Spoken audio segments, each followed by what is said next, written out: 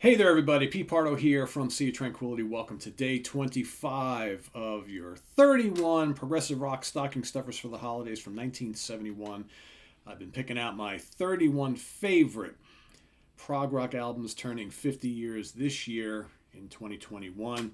31 days of December, 31 favorites. Today, we've got an interesting album, one that came out in the UK at the very end of 1971.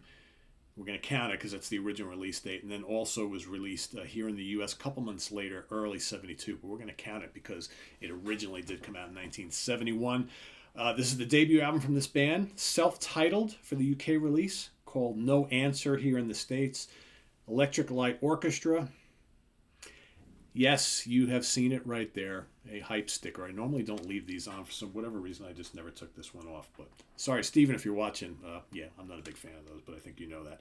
Anyway, this is the debut album from Electric Light Orchestra. Kind of think at this point in time, not really going by the ELO thing yet.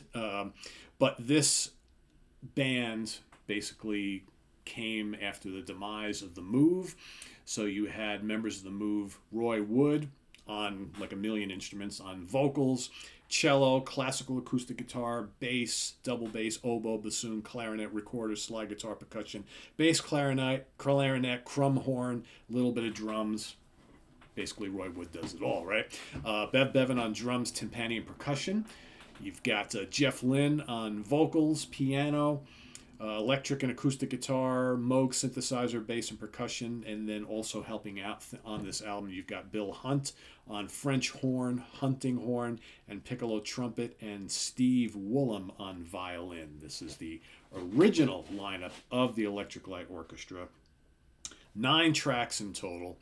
A very different beast on this particular album compared to El Dorado and, Out of the Blue and all those other albums we know from the 70s. Here is where, again, basically taking the formula of The Move into a new band, and I think exploring their love of kind of classical and chamber music even more, plus of course love of the Beatles, because we know how big a Beatles fan Jeff Lynne always has been.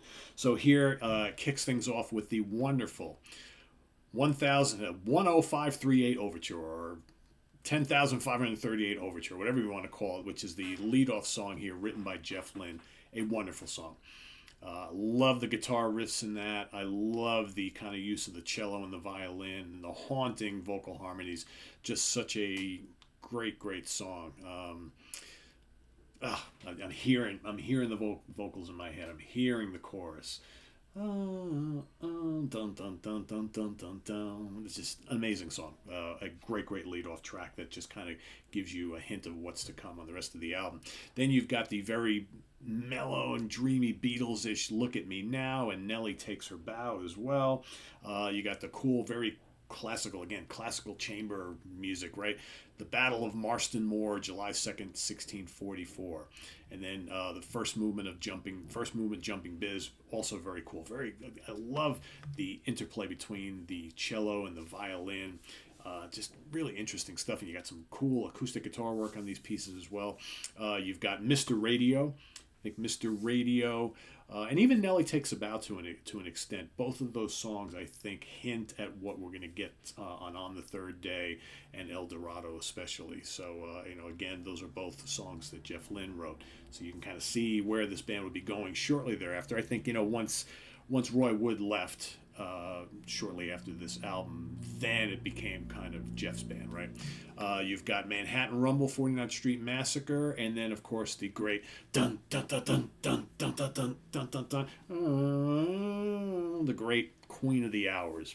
It's amazing. I remember when I first bought this album when I was a kid, because I remember getting like the later 70s albums and loving those, and then picking this one up afterwards and thinking, oh my god, this is really different.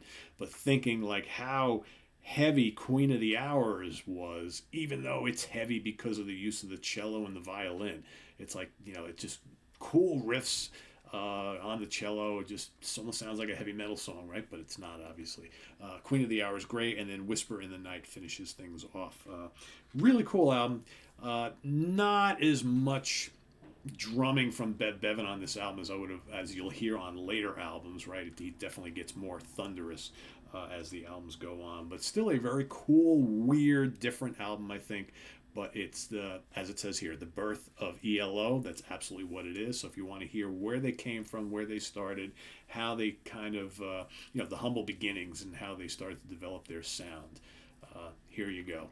No keyboards and synthesizers really, much other than some piano here and there on this album, with the addition of Richard Tandy in the not too distant future after this, and then, all the violins and the cello being used in a little bit more of a kind of accessible way. I don't think this album, for the most part, is all that accessible. It's fun to listen to, and I love it. But it's like, definitely the band would go in a much different direction going forward. But this is where it all started. I think really cool stuff. And there's the guys. I mean, it just to show you where they were at, like with all the get up and costumes and stuff here.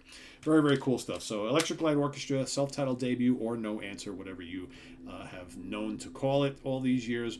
The debut, 1971. Thanks for watching. Put your comments below on what you think of this debut album from the Electric Light Orchestra. And also visit us on the web at www.seaoftranquility.org. We're on Facebook. We're on Twitter. Of course, we're here on YouTube all the damn time. Stay tuned for day 26 coming up tomorrow, and then each and every day throughout the month of December. As we finish up this series and move into albums that turned 50 years old in 2022. So we're going to go looking back on my favorite 31 albums from 1972 across all genres. That's starting January 1st, 2022. So stay tuned for that and lots more here on the channel. I am Pete Pardo. Merry Christmas, everybody. And we'll see you real soon. Bye-bye.